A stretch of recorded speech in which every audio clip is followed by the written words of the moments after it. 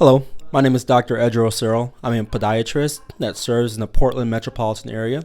I've been out here for about the past 8 to 10 years, and I'm working in this nonprofit, this organization right now, helping do diabetic foot screenings and trying to get people aware of the conditions that they have. So if they need to be seen by a primary care or healthcare provider or even a foot and ankle specialist or vascular specialist, that they can get the help that they need. And I'm very happy to be here with Dr. David Griffin. Thanks off to Muse for inviting us. I'm Dr. Dave Griffin. I'm a retired podiatrist from Oregon Health Sciences University, and we're here as Project Love One Another, and our goal is to reach out to the high-risk communities who are at risk primarily for amputations.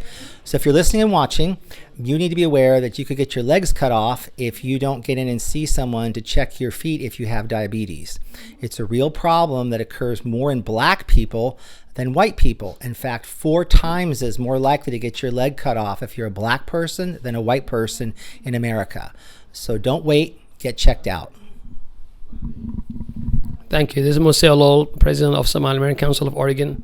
We're here today with this fine doctors that came out here today to do this testing, a life-saving testing, an amputation-saving testing that is very important to the community, and we're very thankful truly to bring love to this community.